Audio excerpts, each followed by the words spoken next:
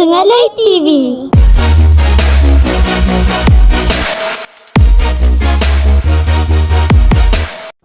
Hai, Assalamualaikum warahmatullahi wabarakatuh dan salam sejahtera. Nama saya Nofal Adelia binti Samsudin. Saya Juni Masya Fazila binti Muhammad Harith. Dan saya Nur Alana Sofia binti Mazhar Fahmi. Kami dari Sungai TV.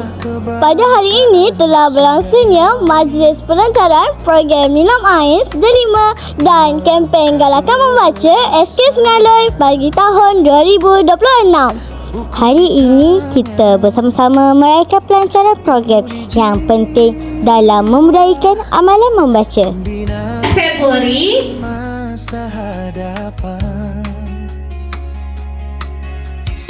setiap helai dibaca menjadi cahaya menerangi langkah. Ilmu Ains memacu minda ke arah dunia. kita kena masuk delima dulu, baru boleh masuk Ains.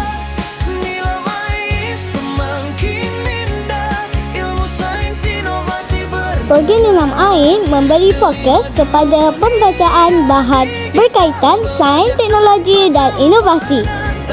Delima memudahkan kami membaca dan belajar secara digital pada bila-bila masa. Mari kita saksikan montaj ini.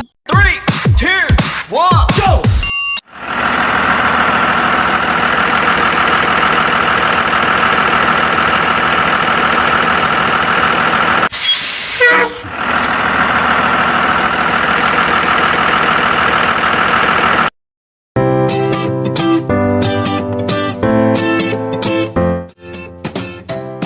Apa itu nilam?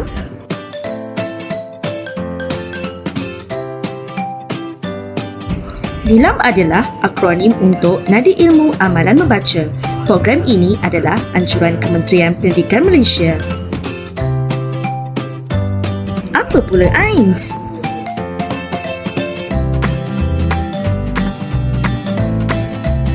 Ains adalah singkatan kepada Advanced Integrated Nilam System, membolehkan murid merekod bahan bacaan secara dalam talian melalui ID Delima. Delima? Apa pula Delima?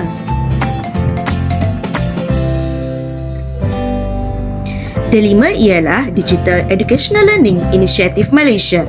Platform Delima menyediakan sumber pembelajaran dalam talian.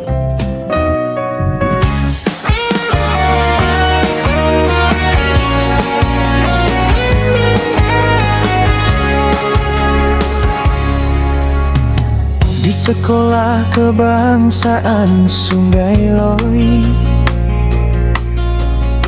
kami melangkah bersama,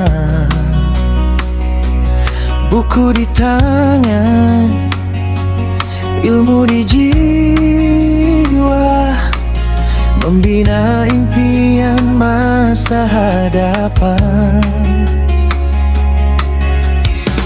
Setiap helai yang dibaca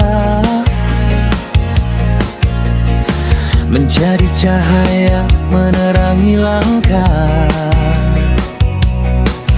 Ilmu Ains memacu minda